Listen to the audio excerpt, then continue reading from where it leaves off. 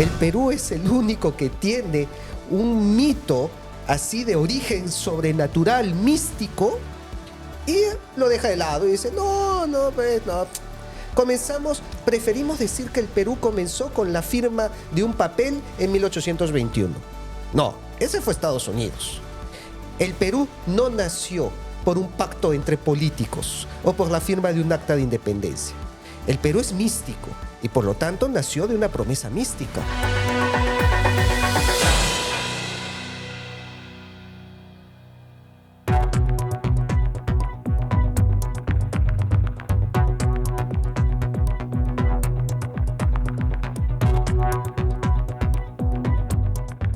Bienvenidos a un nuevo podcast del CAR, que es esta institución con la cual queremos, pues, de alguna manera, que mucha más gente conozca la realidad del Perú. Y esta tarde tenemos con nosotros a Rafael Aita. En el CAR, una de las cosas que hacemos de forma habitual es un programa de realidad nacional, y en esta oportunidad hemos invitado a Rafael Aita, que ahora contaré quién es, Capitán Perú, seguro que muchos lo reconocen por este título, y dio una sesión en ese programa que para todo el mundo fue muy reveladora. Fue como, no sé, yo diría una mezcla de cosas nuevas, de derribar mitos, generar esperanza, y entonces dijimos, eso no puede quedar así. Y por eso, en este momento, esta tarde, estamos invitando a Rafael. Muchísimas gracias, Rafael, por estar con nosotros. Y ahora voy a decir quién es el señor Rafael.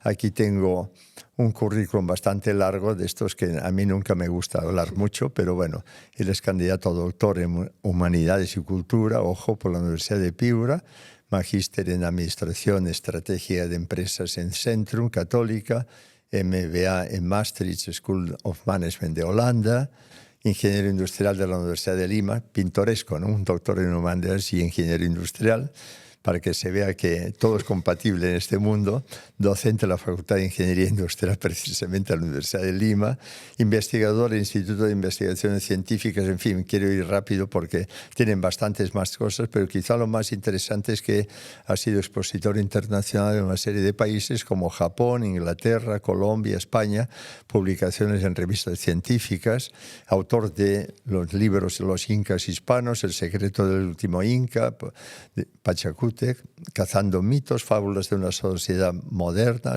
Sayri Tupac y los incas católicos. Realmente es una larga trayectoria que hace que vale la pena, pues, poderlo escuchar. Y entonces, quizá la primera cosa que cuando tuvimos la suerte de poder estar con él, le planteamos como tema de fondo, y creo que va a ser el tema de fondo, ¿existe una identidad peruana? O sea, el Perú es una amalgama de razas, de culturas, pero todo disgregado, desperdigado. Esa es una de las preguntas que me gustaría, ¿no? Quizá, Rafael, no sé, nos puedes empezar a describir un poquito, ¿no? ¿Existe o realmente es una especie de cosa artificial, en fin? Gracias, Miguel. Tremendo tema, ¿no? Sobre qué es la identidad. De repente, una identidad inconclusa, ¿no? Tal como diría Víctor Andrés Belaúnde, somos una síntesis viviente pero inacabada. Que el proyecto de la República del Perú es todavía un proyecto inconcluso, ¿no? Tal como también menciona Raúl Chanamé en su libro La República Inconclusa. Porque tenemos esta percepción, este sentido de que el Perú no se ha terminado de construir, que el Perú ha quedado a medias. Y dentro de esta construcción, justamente una de las patas cojas, uno de estos temas que quedan muy en la nube, muy etéreos, es el de la identidad. Y aquí habría que partir con qué es la identidad, para saber por qué es importante. La identidad es la forma como expresamos la identificación. En otras palabras, existe una identidad cuando tú y yo nos sentimos reflejados el uno en el otro. Entonces la identidad peruana existe cuando los peruanos nos vemos reflejados en otros peruanos. La pregunta es si esto sucede. Y por supuesto que esto es mucho más difícil en un país que es heterogéneo y diverso y con una gran cantidad de culturas y tradiciones y etnias y lenguas, en donde yo siempre pongo el ejemplo, ¿no?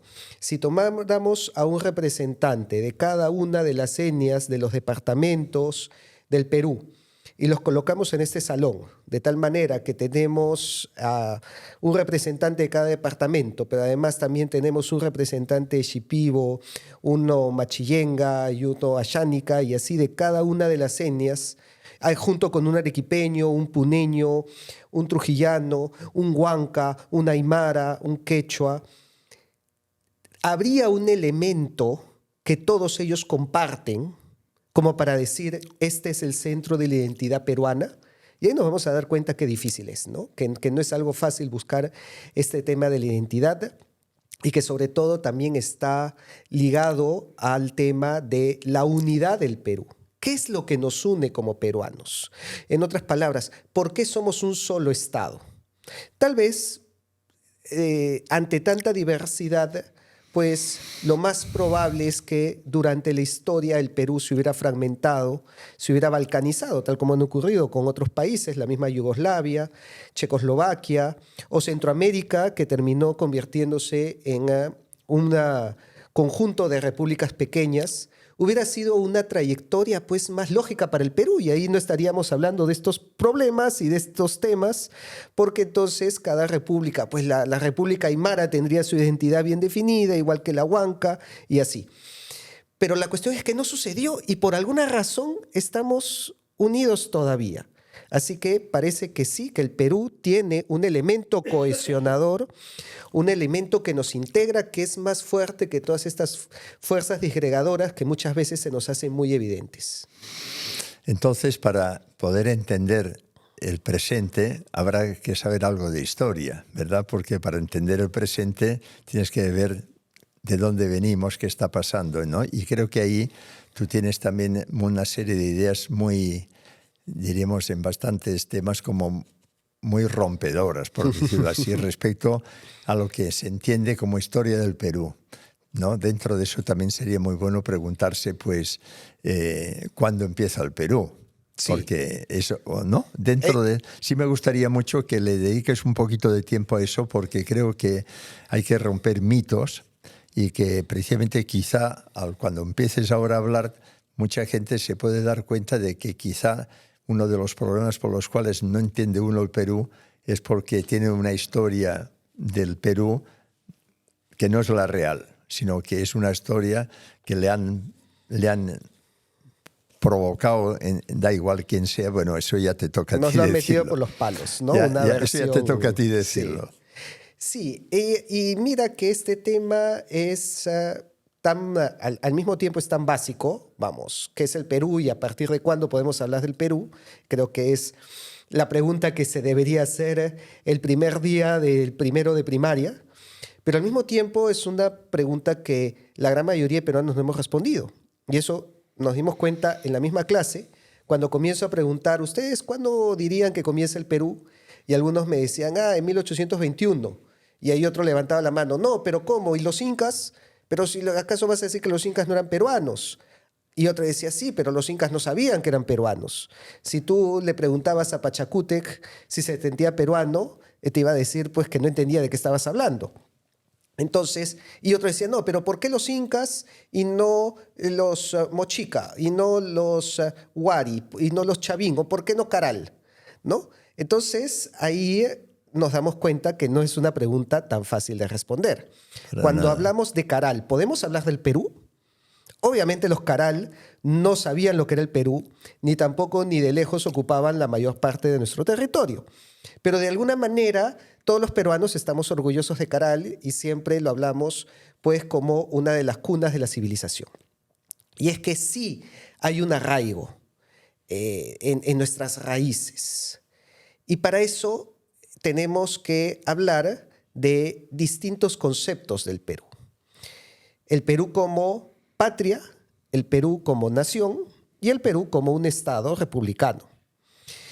Esta es una pregunta que ya abordaron los grandes peruanistas del siglo XX, ¿no? Por ejemplo, la leemos, voy a citar acá a José Antonio del Busto en sus 3 ensayos peruanistas. Él cita al Perú como patria, como nación y como Estado republicano. También a Rafael Cubas Vinatea en Razón de Patria, Víctor Andrés Belaúnde en el libro de Peruanidad. Todos ellos coinciden en que la patria viene de pater y por lo tanto es el lugar de nuestros padres, es el lugar donde reposan nuestros antepasados. En ese sentido, el Perú es nuestra patria desde que el primer nómade pisa nuestro suelo. Ahí podemos hablar pues del hombre de Toquepala, ¿no? El hombre de Lauricocha y definitivamente Caral y todas las culturas que vinieron después son peruanas como patria, como lugar en donde estuvieron nuestros ancestros. Pero, como había dicho, no tenían un concepto de peruanos o de peruanidad o tal vez siquiera del Perú.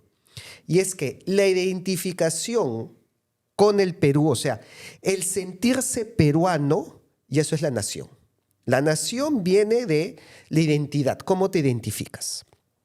Y ahí tenemos que reconocer que la nación peruana nace en 1532 con la llegada de Francisco Pizarro al Perú, con el inicio del mestizaje, con la unión de la sangre española con la sangre inca a través del matrimonio de Francisco Pizarro con Inés Huaylas Yupanqui, donde nace la primera peruana mestiza, Francisca Pizarro Yupanqui, y que se expresa por primera vez por escrito en el Inca Garcilaso de la Vega. El Inca Garcilaso, ya podemos decir que él era un peruano cultural, porque él se identifica como peruano y nos da encima la primera definición del Perú. Porque cuando él dedica los comentarios reales del Inca, se lo dedica a los indios mestizos y criollos de las provincias y reinos de este riquísimo imperio del Perú. Su hermano y compatriota, el Inca Garcilaso. Mira qué bonita definición la dice. Además, con la excelsa pluma de Garcilaso, nos da la primera definición del Perú. Nos dice, el Perú es el conjunto de los indios mestizos y criollos y además los llama mis paisanos, se identifica con ellos. Y por lo tanto ya podemos hablar de un sentimiento de pertenencia al Perú. Esto ya es la nación, entonces tenemos una nación que nace mestiza, nace de esta unión de los 2 imperios pues, más hegemónicos de la época, en cada uno de sus respectivos continentes, y que además ya estamos hablando de una historia de 500 años de nación peruana. Y en 1821 nace el Estado republicano, el Perú como República del Perú. Y es por eso que estos autores mencionan que el Perú es una patria milenaria, una nación quintocentenaria y una república bicentenaria. Caray, qué buena definición y qué buena explicación. Entonces, a mí por lo menos me ha chocado siempre mucho decir, bueno, hay una leyenda negra respecto a los españoles, en fin. Ya sabes que yo soy español, pero en realidad creo que soy más peruano que español porque llevo más años aquí que allá. Y la verdad que la historia que uno ha aprendido pues, es prácticamente pues, unos invasores, unos conquistadores que han matado, que han robado el oro, se lo han llevado, en fin, todas estas cosas que creo que están más o menos y que desgraciadamente todavía hay mucha gente.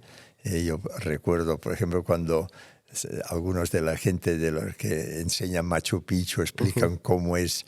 Y la verdad que lo que escuchas de estos guías, pues muchos son, la verdad que nada que ver, ¿no? Sí. Entonces a mí sí me gustaría que expliques un poquito también por qué se ha generado eso, porque hay una razón de fondo en todas estas cosas siempre, ¿no? Y da la impresión que al terminar al escucharte a ti en tus sesiones, pues yo diría que todos los peruanos se sienten más orgullosos de serlo que antes de escucharte. Como que decir, wow, aquí saco pecho, y ya no solamente que tenemos muchas riquezas naturales, que es verdad, etcétera, sino que claro, ¿no? También la pregunta es, ¿qué une un señor de Tumbes con un señor de Puno, ¿no? Parece que, y eso sigue un tema, todavía no, pero más adelante sí quiero que me lo expliques, vaya, que nos lo expliques bien, porque, claro, y claro, vas a otros países y dices que no es así. O sea, como tú mismo has dicho, hay una serie de, diremos, en otros lugares que se fragmentan los países porque no es una nación. O sea, no, en fin, hay estados ahora, pero no es una nación. O sea, en cambio, en este caso, creo que sí me gustaría mucho que también quites un poquito esta leyenda negra, por decir así. Sí, una leyenda negra, dicho sea de paso, muy contradictoria, porque habla como si los verdaderos peruanos solamente fueran los que vivieron antes de la llegada de los españoles, ¿no? Y por lo tanto los españoles fueron unos invasores que vinieron a expoliar y además de eso, por si fuera poco, algo que me parece todavía más grave, la diferencia la mantienen hasta hoy y en donde hablan acerca de verdaderos peruanos. El peruano cobrizo es el verdadero peruano. Y el peruano no cobrizo vendría a ser como el peruano de mentiritas, ¿no? Algo que no solamente me parece muy falaz, sino que se ajusta a conveniencia. ¿Por qué? Porque cuando encontramos casos de otros extranjeros que vienen al Perú, no tenemos ningún problema en adoptarlos como peruanos y en sacar pecho por ellos. Ejemplo, Robert Prevost. Cuando salió elegido papa, todos dijimos es peruano. Oye, pero es un peruano que nació en Chicago. No importa, el peruano puede nacer donde le da la gana. Y es porque en el Perú se puede ser peruano por adopción. Ahí lo tienes, por ejemplo, a María Reich. Acabas de comentar tu caso, pero como el tuyo, pues hay un montón de extranjeros que se enamoraron del Perú y que se han sentido más peruanos que los mismos peruanos. Y de repente, acá es algo recontra controversial lo que voy a decir, el primero de ellos fue Francisco Pizarro, que es tan vilipendiado, ¿no? Que es tan satanizado, pero dentro de muchas cosas malas que puede haber tenido, no le podemos quitar el reconocimiento que él quiso quedarse en el Perú y que murió en el Perú y que tuvo hijos en el Perú, que los consideró como suyos propios. A ver, si estamos hablando de la época, los hijos que tuvo Thomas Jefferson con su esclava, los vendió como esclavos. Los hijos que tuvo Francisco Pizarro con Inés Huaylas, pues los puso en su testamento y pidió que sean los herederos del marquesado de la Conquista. A diferencia de su hermano, Hernando Pizarro regresó a España y murió en España. Entonces, y Francisco Pizarro no solamente murió en el Perú, lo tenemos acá, en la Catedral de Lima, en una capilla que, dicho sea de paso, está muy bonita, ¿no? Y es que el Perú no es solamente una cuestión genética. El Perú implica una identificación. Ya lo dije con el tema del Inca Garcilaso. Se sentía peruano. El sentirte peruano también vale para identificarte con la nación peruana, para que seas peruano como nación. Y por lo tanto, aquí no podemos llegar a un purismo, ¿no? Porque encontramos que el Perú ha nacido de esa unión de mestiza, que se remonta incluso antes de los españoles, porque ya los incas practicaban esta unidad, esta integración. Y que, por lo tanto, encontramos que desde antes, pues huancas, huaylas, chimús, chachapoyas, formaron la unidad del Tahuantinsuyo y que los incas iban abstrayendo, ¿no? Iban tomando, iban asimilando, iban absorbiendo a las culturas a su alrededor y las incorporaban como suyas. Y por eso cuando llegan los españoles hacen lo mismo. Y durante la República hemos seguido haciendo lo mismo. Mira, tomas el tema, pues primero toda la llegada de los afroperuanos que nos heredaron música, gastronomía y una cultura que enriqueció la nuestra. Luego con la llegada de la inmigración asiática, chinos, japoneses, que también los adoptamos y que también adaptamos sus usos, sus costumbres, su gastronomía y la tomamos como nuestra, ¿no? A ver, uno de los más numerosos restaurantes en el Perú es el Chifa.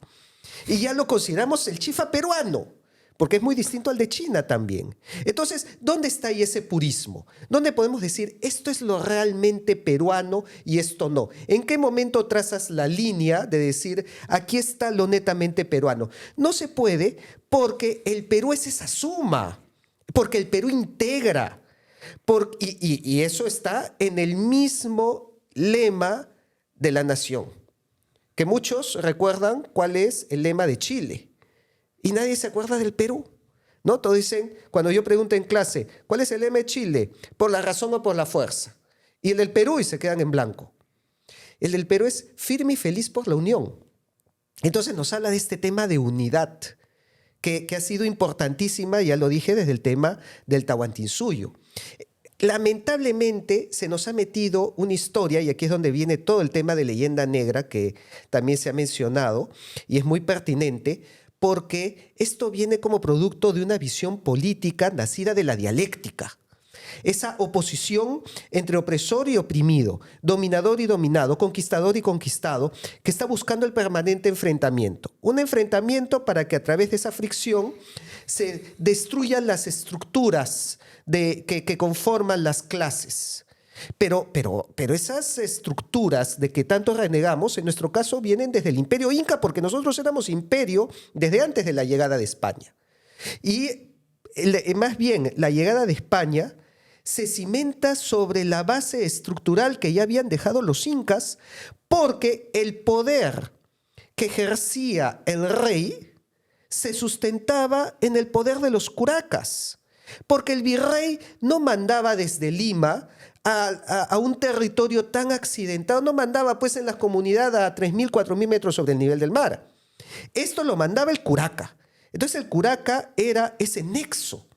Y por eso no podemos hablar pues que fue una neta imposición, porque por los números que se manejaban, por el número de españoles que llegaron, hubiera sido imposible que un puñado imponga su cultura y sus estructuras a un imperio mucho más grande, mucho más numeroso y en lugares donde ni siquiera podían acceder por lo accidentado del territorio. Fue una negociación. No lo digo yo, lo dice Ramón Mujica Pinilla. La conquista se dio más por alianzas que por la fuerza. Pero el tema de las alianzas se ha ignorado totalmente. Ha sido dejado de lado por priorizar el discurso del enfrentamiento, de la imposición y de la dialéctica, este permanente conflicto entre la clase dominada y la clase dominante, entre los conquistadores y los conquistados. Y eso nos lleva hasta el día de hoy a esta permanente lucha y el sentirnos siempre esclavizados, ¿no?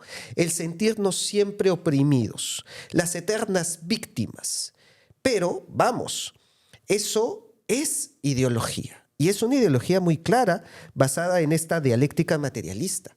Pero si nosotros salimos a contrastarlo con la realidad peruana, vamos a encontrar que todos los elementos culturales y todas las expresiones pues exudan unión, síntesis, o sea, la gastronomía, la música, las fiestas, las danzas son barrocas. La pintura. La pintura, tienen la escuela cusqueña, tienen elementos andinos y elementos hispanos. Un ceviche. ¿Dónde podemos decir que el ceviche comienza a ser peruano y dónde termina y es extranjero? ¿Acaso los incas tenían cebolla? ¿Acaso los incas tenían limón? Un pisco, ¿los incas tenían uva? Si nosotros vamos a comenzar pues, a destilar y a filtrar los elementos que no son netamente autóctonos, lo que vamos a terminar es destruyendo lo que estamos más orgullosos. Nos quedaríamos sin pisco, nos quedaríamos sin ninguna danza, nos quedaríamos sin ninguna fiesta. Entonces, no es que rescatamos lo netamente peruano, al contrario, destruimos lo peruano porque la peruanidad es esa síntesis viviente que decía Víctor Andrés Belaunde, producto de la unión de todos estos elementos. A mí me gustaría que expliques quizá para graficar mejor, o no mejor, sino un poquito, el tema de el Perú ha sido una colonia de España.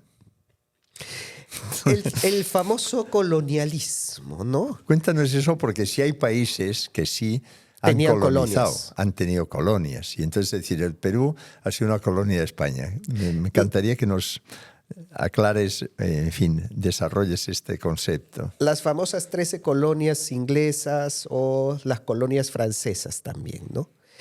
El Perú se ha citado desde siempre como un reino o como un conjunto de reinos. Estaba en plural, los reinos del Perú. Y es que decir que era colonia es no entender el sistema político de la época, porque existe un sistema político del coloniaje, que además se puede ver muy claramente, incluso salta a la vista.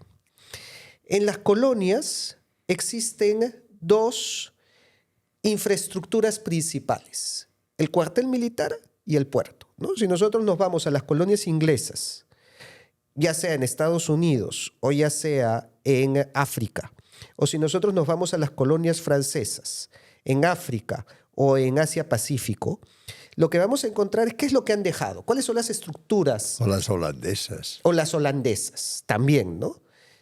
Encontramos que estaba el puerto para sacar los recursos y el cuartel militar para mantener el orden, ¿no?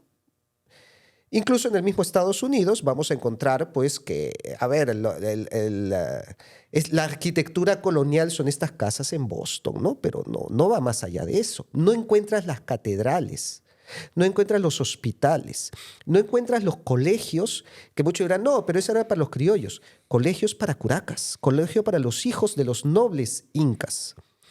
No encuentras las expresiones artísticas de integración. Esto no ocurre en una colonia.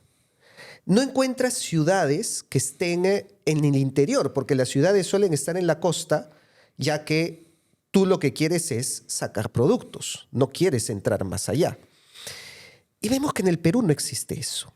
Y es que el sistema político de las colonias es muy distinto al sistema político que vino con España, porque España ya tenía desde Isabel la Católica una monarquía compuesta. Una monarquía compuesta es la unión de reinos. Recordemos que España se integra a través del matrimonio de Isabel la Católica con Fernando de Aragón. El matrimonio de la reina de Castilla y el rey de Aragón es la que trae la integridad a la península, a la cual se une otros dos reinos, el reino de Granada también y el reino de Navarra, ¿no? Los 4 reinos que conforman la unidad española. Entonces España era una unión de reinos. Esto se le llama la monarquía compuesta, que coincidía con el sistema político del Sacro Imperio Romano Germánico, de donde venían los Habsburgo, que también reinaron en España. Por lógica, cuando llegan a América, el sistema se extiende. Incluso antes de llegar a América, en la conquista de Nápoles, que Nápoles también fue un reino del Imperio Español, pero mantuvo su categoría de reino. El reino de Nápoles, el reino de Sicilia, el reino estos reinos, el reino de Flandes, integraban la unidad del Imperio Hispano, a la cual se sumaron los reinos americanos, Nueva España y el Perú. Eso lo vemos de forma clarísima en el Salón de Reinos de Madrid, que se encuentra en el Parque del Retiro, en donde están todos los escudos de todos los reinos de la monarquía española, y junto al escudo de Castilla, al escudo de Aragón, al escudo de Granada, al escudo de Navarra, al escudo de Portugal, al escudo de Austria, al escudo de Nápoles, al escudo de Sicilia, está el escudo de México y el escudo del Perú. como reinos adjuntos. Ese era el sistema político de la época. Y por lo tanto, hablar fuera de ese sistema político es extrapolar otras realidades que fueron ajenas a nosotros. Entonces, siempre es bueno que, incluso cuando se hable de colonia, porque muchos me dicen, ay, pero la RAE acepta, ¿no? Aunque hables de colonia, entiéndelo que era dentro, más importante que el término en sí, es cuál es el concepto del sistema político que tienes en la cabeza. Porque si al hablar de colonia vas a pensar que nosotros éramos pues como Ghana, o que nosotros éramos como Camboya, ¿no? O que nosotros éramos pues como cualquiera de las colonias francesas, inglesas, extractivistas, encima del siglo XIX, las cuales se utilizaban solamente para extraer los recursos para la revolución industrial, entonces eso sí no tiene absolutamente nada que ver con nuestra realidad. Qué interesante, ¿eh? ¿Verdad? O sea, y siguiendo un poco en esta línea también, tú has hablado, pues, claro, hemos empezado hablando de identidad. También se habla mucho de que, por ahí se escucha, ¿no? Es decir, lo que genera identidad, ¿qué es lo que hace que haya identidad? ¿Identidad en qué? Podríamos decir en la lengua, sería una forma de generar identidad, y otra en la religión. Sí. Y a mí me gustaría que profundices un poquito en estos conceptos ¿es religión en general? O sea, es como decir, bueno, aquí es que al final todos creemos en un ser supremo y punto. Y con esto ya generamos esa unidad y no sé qué. Me gustaría que profundices un poco en ese tema. Yo creo que en el caso del Perú fue algo más profundo que eso. ¿Por qué? Y otra vez voy a remontarme aquí al tema histórico. El Perú tuvo una serie de imperios y protoimperios, ¿no? Llámese estos intentos de integración que se les ubica en los horizontes, ¿no? Como Chavín, como Huari, como Tiahuanaco. Pero a final de cuentas, todos estos terminaron pues entrando en decadencia. Y además que nuestras fronteras no coinciden con con Chavín, ni con Huari, ni con Tiahuanaco. Según José Antonio del Busto, las fronteras del Perú coinciden con las conquistas de Tupac Yupanqui. Entonces, si nosotros vamos a hablar de el momento en que comienza la unidad peruana, tenemos que ubicarlo en la época incaica. Pero los incas, en realidad, pues, no, contrario a lo que muchas veces vemos en nuestras láminas huascarán, en donde salen todos los incas vestidos de oro, como grandes señores, en realidad no fue así, ¿no? Los primeros incas gobernaban el Valle de Cusco, no eran pues los grandes señores como los incas imperiales. Realmente, la unidad del Perú comienza con Pachacútec Inca Yupanqui, con el noveno Inca. Mira, fíjate que los 8 primeros Incas no podemos hablar de un imperio. Y este proyecto imperial de Pachacútec empieza, de acuerdo a las crónicas y a las tradiciones orales, con una experiencia, con un elemento sobrenatural. Cuenta, eso es recontra importante.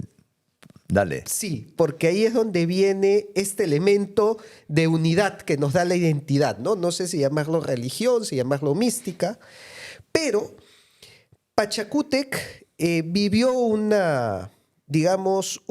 evento traumático que fue el ataque de los chancas a Cusco. Los chancas pues iban a arrasar con Cusco.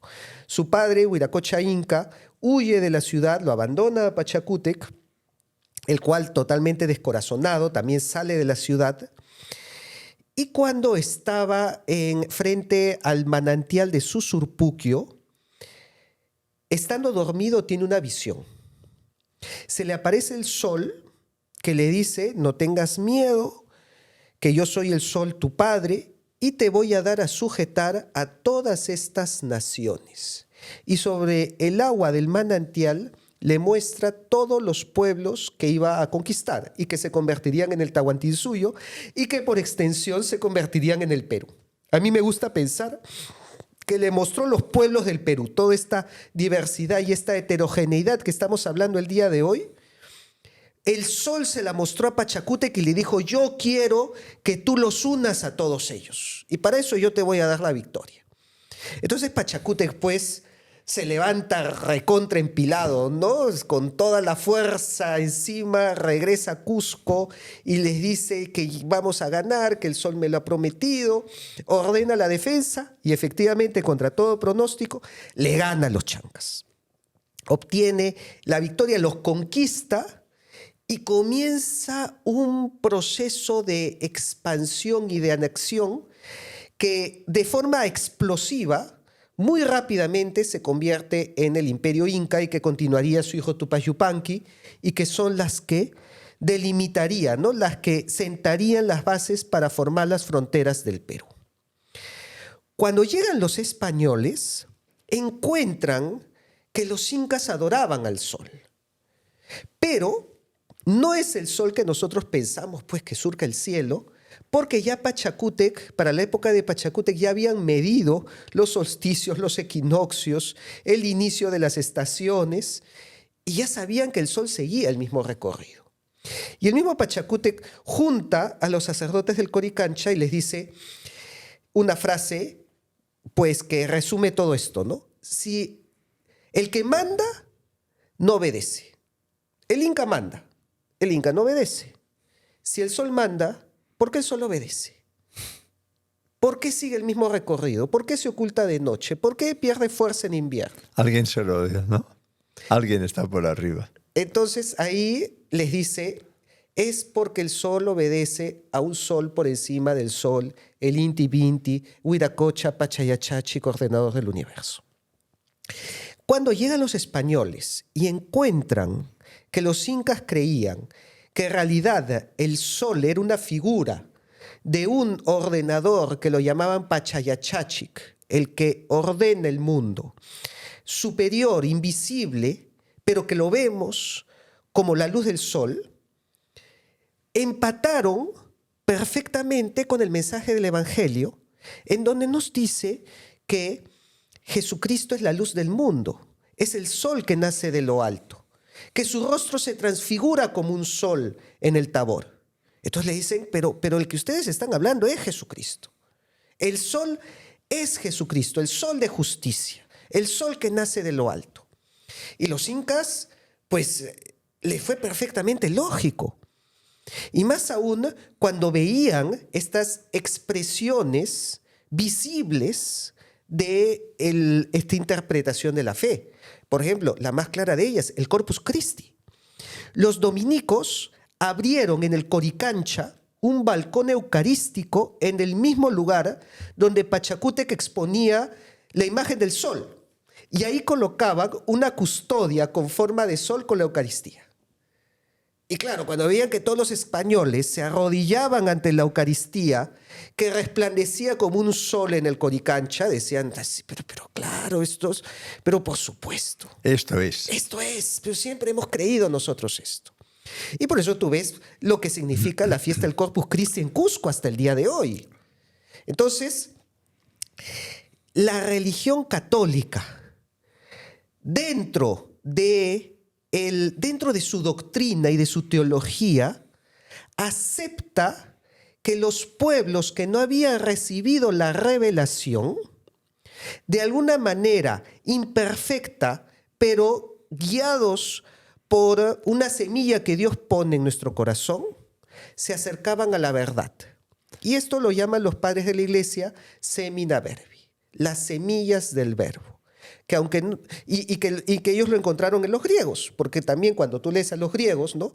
Y cuando lees pues que Heráclito te habla de logos y que Juan toma el concepto de logos para colocarlo en su evangelio, dicen, a ver, ¿cómo Heráclito, que no era cristiano, habla de un logos que Juan lo identifica con Cristo? Acá hay algo que ya se intuía desde antes. Y los incas se identificaron con eso. Los incas se identificaron como un pueblo que, siendo pagano, buscaba a Dios y buscando a Dios lo reconoció en Jesucristo. Y esto lo reflejan en un cuadro muy bonito que está en la Catedral de Cusco, a mí me gusta bastante, en donde es la adoración de los Reyes Magos. pero están dos reyes, porque están adorando al niño, ¿no? Con la Virgen y San José, la Sagrada Familia, pero el tercer rey es un inca. Entonces, históricamente, esto es una patada a la historia, ¿no? Porque, a ver, Pachacútec no llegó a Belén siguiendo la estrella, ¿no? Para adorar al niño. Pero ellos, ¿cómo lo entendían? Que al igual que los reyes magos, eran paganos, reyes paganos que vivían muy lejos, pero buscaban a Dios, ellos también son reyes que no conocían a Dios porque vivían muy lejos, pero lo buscaban. Y en el momento que encontraron a Cristo, lo reconocieron y lo adoraron. Y por eso es que hay un inca entre los reyes magos. Y es por eso que yo, en Navidad, en mi pesebre, cuando en Bajada de Reyes coloco a los Reyes Magos, voy a colocar ahí un inca entre los Reyes Magos. Que nadie me venga a decir que eso está mal, porque les voy a sacar el cuadro de la Catedral de Cusco. Ahí es donde encuentras cómo el catolicismo integra a los incas, a los indígenas, a los naturales, dentro del Perú. Y es por eso que el día de hoy la religiosidad, pero vamos, no es cualquier religiosidad tampoco. No es una religiosidad New Age o licuada en donde todo vale y cada uno tiene su verdad, sino que es una religiosidad basada en Jesucristo, que es la luz del mundo y que es el sol que brilla en las tinieblas. Nos dejó señales para que lo encontráramos y para que lo reconozcamos cuando llegó el Evangelio. Y por eso los incas lo reconocieron y fueron los primeros católicos, y la primera iglesia que se construyó en Cusco la construyó un hijo de Huayna Cápac, que se llamaba Pauyu Inca. Muy católico, dicho sea de paso. Cuentan las crónicas que lo llevaban a misa cargado en su litera como inca, imagínate. Entonces, esto es lo que integra, esto es lo que une, el compartir un mismo logos, el entendimiento de buscar la verdad y reconocerla en Jesucristo. Esto es lo que ha unido al Perú. Y por eso, y mira que te estoy hablando de las épocas de Pachacútec, desde antes de la llegada de los españoles. Y acá muchos me dicen, oye, pero ¿cómo vas a decir que Pachacútec conocía a Jesucristo? Oh, eso es herejía, acá estás rayando con el paganismo, tú me estás queriendo cristianizar pues la idolatría inca. ¿De dónde sacas esto tú de acá? ¿Y sabes de dónde lo saco? De un santo que vino al Perú, que tal vez lo conozcas. San José María Escrivá de Balaguer. Ah, mira, claro que lo conozco. Cuando llegó al Perú, dijo estas palabras: el Perú siempre ha sido el imperio del sol. Ahora ha de ser el imperio del sol divino. Ahí está. Interesantísimo. Y estoy pensando, mientras estabas hablando, de que no es que, porque en otros lugares de repente, pues el conquistador, diríamos, pues ha impuesto la religión, ¿no? En fin, no voy a poner ejemplos, pero creo que está claro, en diferentes lugares, sí. Incluso el catolicismo, ¿no? En tal lugar, etc. Pero claro, es que ese concepto que acabas de dar es totalmente diferente, porque ese concepto de decir es que había eso, las semillas del verbo, ya estaba ahí. Es que esto es muy poderoso, es poderosísimo. Yo creo que eso tiene que todo el mundo conocerlo y eso hay que enseñarlo en las escuelas, tú. Ah, pero por supuesto. Es que, a ver, cuando me hablas, ¿no?, de estas imposiciones y de estos, ¿no?, relatos en donde sí, ciertamente un conquistador ejerce la fuerza, pero también es cierto que frente a una imposición, históricamente es mucho más fuerte un mito. Porque claro, la imposición es como cuando tú trabajas porque el jefe te mira, ¿no? Entonces, si el jefe te está mirando, ahí sí te portas bonito, y cuando no te mira, te haces el loco. Entonces, claro, si es por imposición, pues cuando fue la independencia del Perú y cuando se fueron los españoles, hubiéramos dicho ya, listo, se acabó, ahora regresemos a adorar a la Pachamama. Y no, al contrario, vemos que más bien el interior del Perú es mucho más católico incluso que la misma costa, incluso que los mismos criollos. El hombre andino tiene una fe más fervorosa que el criollo. Entonces, acá ya vemos que hay algo más. Y es que detrás está el mito. Cuando un pueblo tiene un mito fundacional, es fuertísimo. Es mucho más fuerte que cualquier tipo de imposición. Es más fuerte, pues, que te pongan una pistola en la cabeza. Porque hay gente que ha llegado a dar su vida por una creencia. Bueno, los pueblos que tienen estas historias fundacionales de ser el pueblo elegido de Dios son poquísimas, ¿no? Tal vez el más conocido es el pueblo de Israel. Claro. La promesa de Dios a Abraham, ¿no? La tierra prometida. Pero también tenemos China. China tiene lo que ellos llaman el mandato del cielo. Esta orden celestial de la dinastía que debe unir y que China debe unir a todos los pueblos de su geografía. Japón tiene el mito de Amaterasu y que es la dinastía de los emperadores japoneses, que es la monarquía más antigua de la historia, hasta el día de hoy, son los descendientes de Amaterasu, que es la diosa Sol también. Por eso los japoneses nos valoran más como hijos del Sol que incluso nosotros mismos. Porque el Perú tiene, el otro pueblo es el Perú. O sea, te he dicho 3 y ahí está 4. De repente Estados Unidos tiene lo que llama el destino manifiesto. Pero son contados con los dedos de la mano. Y el que menos bola le da es el Perú. El Perú tiene la promesa del sol a Pachacútec, que le mostró sobre el agua los pueblos que él iba a unir para formar lo que es hoy el Perú. Y nadie lo habla, nadie lo comenta. No lo enseñan en clases, yo lo hablo y lo ven como una novedad. Esto, a ver, pues... Es que es una novedad yo diría... Para mí también era una novedad, la verdad. Es una novedad que no debería serlo, ¿no? Es como que un romano pues no conozca el mito de Rómulo y Remo amamantados por la loba. Entonces, tú pensarías, oye, ¿qué pasó acá, no? Algo no está funcionando. El Perú es el único que tiene un mito así de origen sobrenatural, místico, y lo deja de lado y dice, no. Preferimos decir que el Perú comenzó con la firma de un papel en 1821. No, ese fue Estados Unidos. El Perú no nació por un pacto entre políticos o por la firma de un acta de independencia.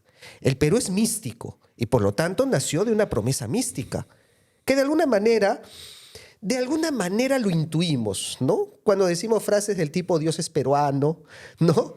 De alguna manera intuimos que el Perú tiene un llamado sobrenatural, que Dios sostiene al Perú. ¿No? Todos los peruanos de alguna manera decimos, no, acá esto se hubiera derrumbado si no hubiera una mano divina que nos sostiene. Bueno, está escrito desde las épocas, desde las crónicas y que se remonta a las épocas de Pachacútec, solamente que no se enseña.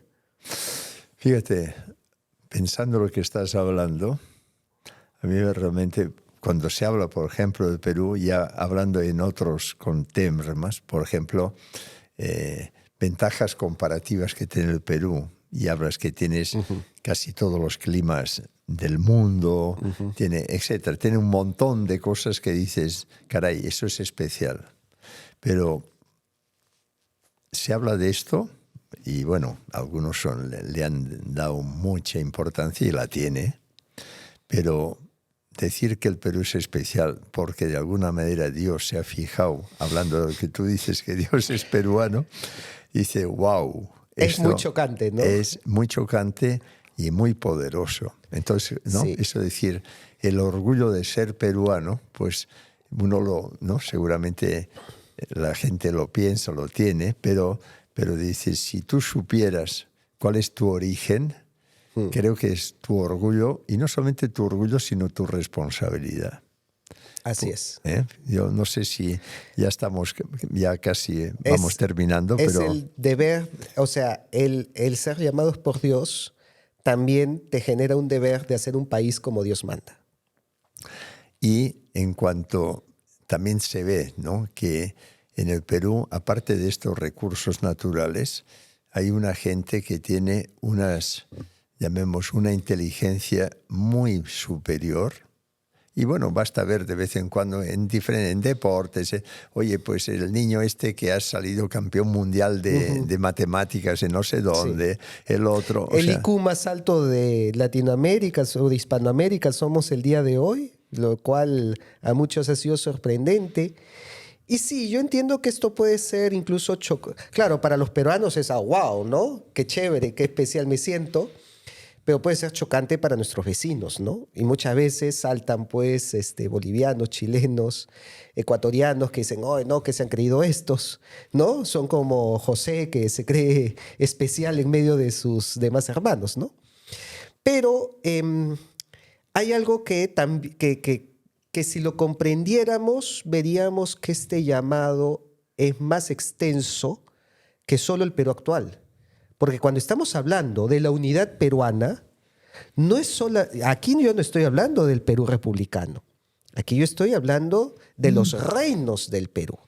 Y los reinos del Perú llegaban desde Panamá hasta la Patagonia. Es por eso que ahora que he estado en México, me encontré con unos argentinos que yo les decía, pero esta historia también es tu historia. Ustedes eran el Perú. Hemos compartido el mismo pasado. Entonces, claro, con nuestras repúblicas nos han borrado eso y se sorprendían, pero al mismo tiempo se les hacía lógico porque sí sabían, ¿no? Sabían que el virreinato del Río de la Plata se crea en 1776 y que por lo tanto toda la zona de Argentina ha sido el Perú por más de 200 años. Ellos tienen más años como Perú que como Argentina mismo. Igual, en enero di una charla en Panamá y comencé la charla diciendo, les voy a hablar de su pasado peruano. Y la gente se quedó, ¿qué? Decían que está hablando ¿no? Uno me dijo, oye, no, pero nosotros éramos Nueva Granada. Le dije, sí, a partir de 1717. Antes ustedes eran el Perú. Pero al mismo tiempo ayuda para que todas estas rencillas, estas trifulcas vecinales, callejoneras, ¿no? Republicanas, pues nacidas en el siglo XIX, ¿no? Entre Ecuador, Perú, Bolivia, Chile, Argentina, ¿no? Que hay celos, ¿no? Que, no sé, la arepa es venezolana y no colombiana, o viceversa, que el pisco es peruano y chileno, o que Bolivia dice te robas nuestras danzas. O que Ecuador nos dice, no, que la Amazonía es ecuatoriana, que nos has quitado. Todo esto se diluye cuando encontramos que todos hemos sido el Perú. Desde 1542, los reinos del Perú abarcaban casi toda Sudamérica, excepto Brasil, y por eso es que los mapas, y ahí les muestro yo los mapas, donde Sudamérica parecía como la América peruana. Y el Océano Pacífico decía Océanos Peruvianos. ¿Sabes qué? Pensando lo que estás hablando, da la impresión de que ha habido una mano negra, no voy a decir cómo, en donde hay como un interés en fragmentar esa realidad. Balcanizar, dividir. Y ya nos han balcanizado, ¿no? Estos reinos que éramos todos nos dividieron en las repúblicas del siglo XIX hasta hoy, y que el día de hoy incluso buscan seguir dividiéndonos, ¿no? Y cuando comienzo a escuchar que se habla, pues, de la República Aymara, del Gualmapú, ¿no? De los mapuches, y continuar quebrándonos y fraccionándonos y atomizándonos y siendo más pulgas ante las potencias internacionales, lo primero que yo les digo es, ¿ustedes saben que están yendo en contra del proyecto de unidad de Pachacútec, Inca Yupanqui? A ver, o sea, si se dice que son indigenistas, yo no puedo concebir un indigenismo que atente en contra de Pachacútec. Eso, pues, no, eso no me cabe a mí en la cabeza. Cualquiera que se precie de decir indigenista, entonces debe partir del proyecto que tuvo Pachacútec, Inca Yupanqui, que nos unió a todos. Entonces ahí pues es un indigenismo moderno o posmoderno incluso, muy tomando ideas que llegan de la Ilustración, tomando ideas europeas, ¿no? Esa es la verdad. No son ideas andinas, no son las ideas de los incas. Los incas buscaban unir, no buscaron crear repúblicas en ningún momento.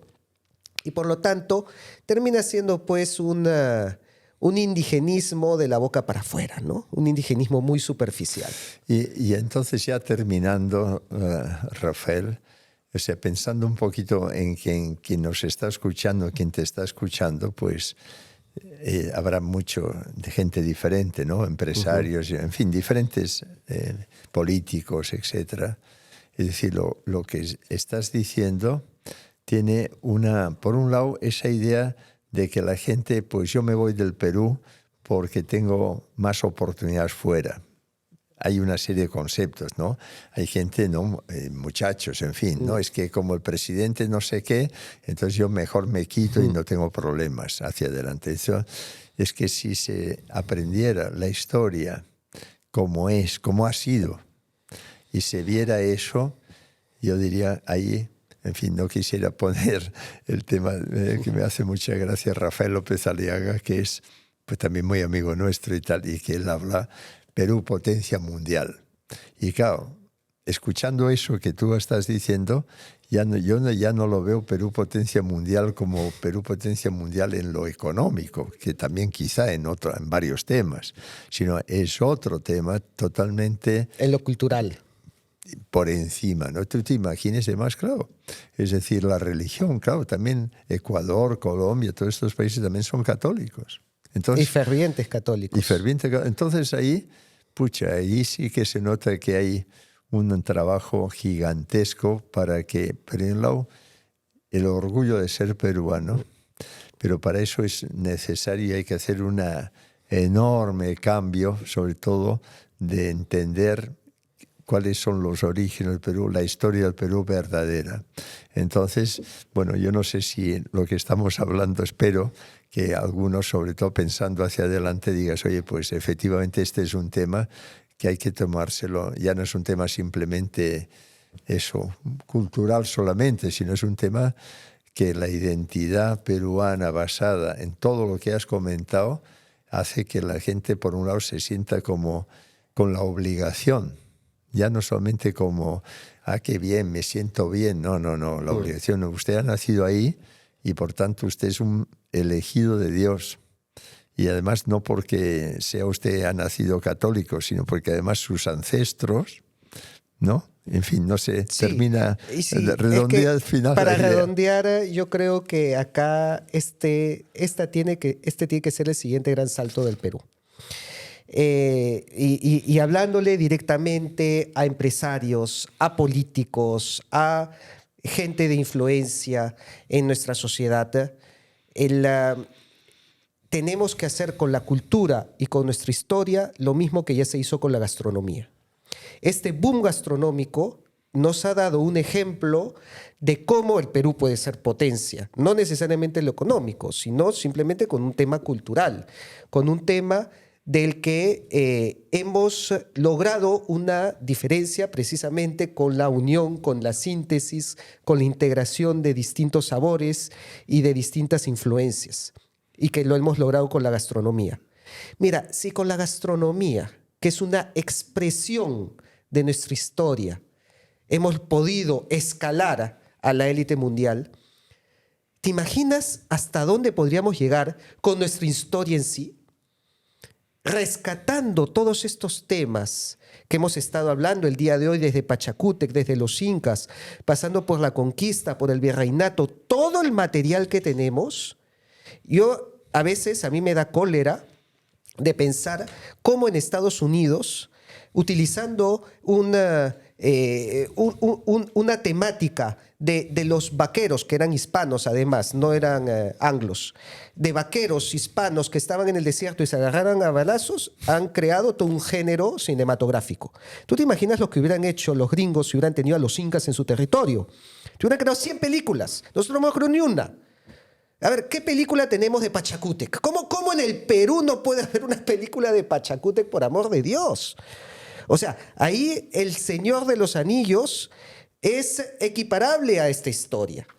Acá podemos hacer algo muy superior a Corazón Valiente y llevar pues estos relatos, estas narrativas, estos mensajes, estas escenas, acompañado pues de lo que era los monumentos incas y todo lo que eso significaría para el turismo, lo podemos llevar a todo el mundo. Y tenemos muchísimo más material y nadie lo explota, me parece increíble. O sea, Perú, país de las oportunidades perdidas, ¿no? ¿Hasta cuándo? Yo creo que el replicar el éxito que ha tenido la gastronomía en la cultura va a poner al Perú en la palestra mundial, ya sin mencionar los ingresos que eso significaría en turismo, en los negocios relacionados. Eso es secundario, porque nuestra esencia está ahí y es atractiva para todo el que pisa nuestro querido país. Perfecto. Muchísimas gracias, Rafael. Creo que estas ideas, esto que yo, por lo menos yo me siento en lo personal como mucho más peruano. Te peruanizamos. Sí. Yo ya más o menos, pero quizá ahora un poco más. Y orgulloso y decir es que tanto por hacer, ¿no? ¿Verdad? Eso que siempre se habla del país de las oportunidades, pero es que escuchándote es que va más allá de simplemente un tema de recursos económicos, es muchísimo más. Entonces yo te agradezco muchísimo que hayas compartido este rato con nosotros y te agradezco muchísimo y estamos en contacto permanentemente. Muchas gracias, Rafael. Gracias, encantado, y ya saben que me pueden buscar también en mi canal de Capitán Perú. Perfecto. Para más historias. Muchas gracias.